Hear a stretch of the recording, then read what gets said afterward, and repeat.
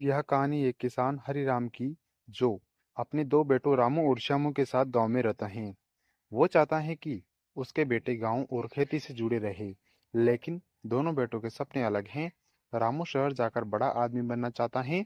श्यामू पिता के साथ रहकर गांव में खेती करना चाहता है। वक्त के साथ रिश्ते में दरार आती है। माँ की मौत होती है, पिता बीमार पड़ते हैं, और जब सब कुछ खो जाता है, तब बेटों को मिट्टी की असली कीमत समझ में आती है। हर गांव की मिट्टी में एक कहानी छिपी होती है, कभी आंसुओं की, कभी हंसी की, और कभी उन रिश्तों की जो वक्त के साथ धूल में छिप जाते हैं। आज की कहानी भी ऐसी ही है।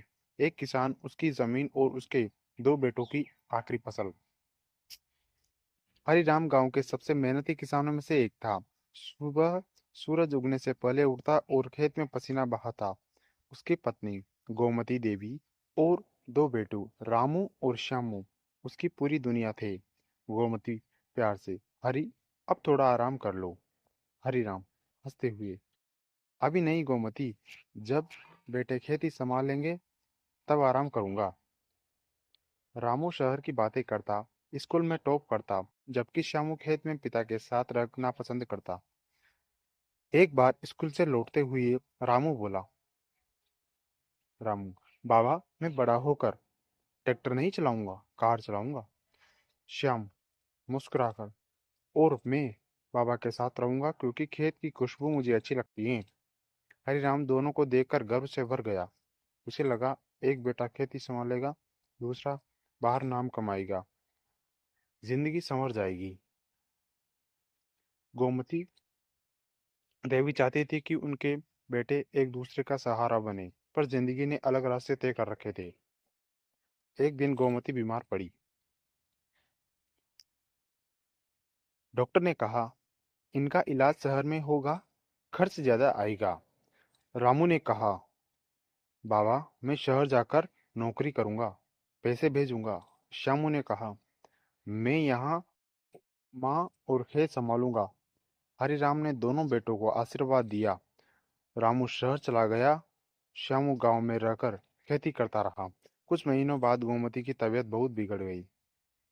श्यामू ने भाई को कई बार फोन किया, पर वो काम में व्यस्त था।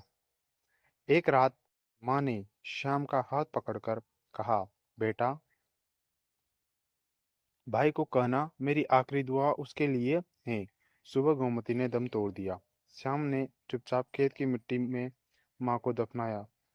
रामू पहुंचा, पर देर हो चुकी थी। माँ के जाने के बाद घर में सन्नाटा था। रामू अब शहर से पैसे भेजता, लेकिन कभी लौटकर नहीं आया।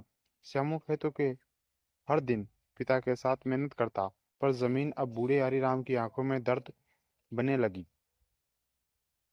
हरिराम थके स्वर में रामू को कहने लगा, मेरे मरने से पहले बस एक बार आ जाए। पर जवाब आया, ऑफिस से छुट्टी नहीं मिल रही। हरिराम चुप हो गया। एक दिन खेत में काम करते करते हरिराम गिर पड़ा। श्यामू ने गांव के डॉक्टर को बुलाया। डॉक्टर बोला, अब इनकी उम्र और मेहनत दोनों ज्यादा हो गई। श्यामू पिता के साथ बैठा रहा, रोने लगा।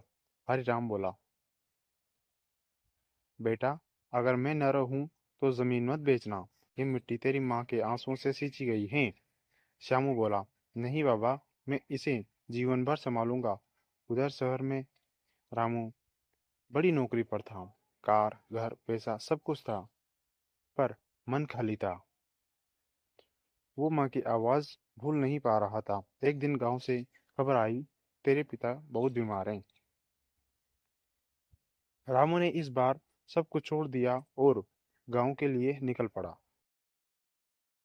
गांव पहुंचते ही रामू ने देखा, पिता खाट पर लेटे हैं। श्याम ने खेत से मिट्टी लेकर उनके पैरों में लगा रहा है। हरिराम ने दोनों बेटों की ओर देखा। मुझे गर्व है, एक ने खेत संभाला, दूसरे ने नाम कमाया। अब दोनों एक हो जाओ।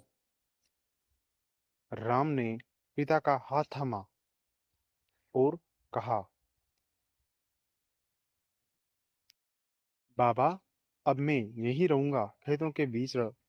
हरिराम मुस्कुराया और धीरे धीरे उसकी सांसें थम गई। पिता के जाने के बाद दोनों भाइयों ने खेत में साथ काम किया। रामू ने अपने शहर की नौकरी छोड़ दी। श्यामू ने अपने भाई को गले लगाया। अब हर सुबह खेतों में काम के बीच दोनों भाइयों को लगता जैसे बाबा अब वही हैं, हल पकड़कर मुस्कुरा रहे हैं। नरेशन अंतिम वाक्य। पैसा, शोहरत, शहर, सब कुछ मिट्टी में मिल जाता है, पर जो मिट्टी से जुड़ता है वो अमर हो जाता है। दोस्तों, कैसी लगी आपको हमारी कहानी? अगर अच्छी लगी तो लाइक एंड चैनल को सब्सक्राइब करके नोटिफिकेशन बेल ऑन करें ताकि ऐसी ही वीडियो आपको मिलती रहे। जय हिंद, जय भारत।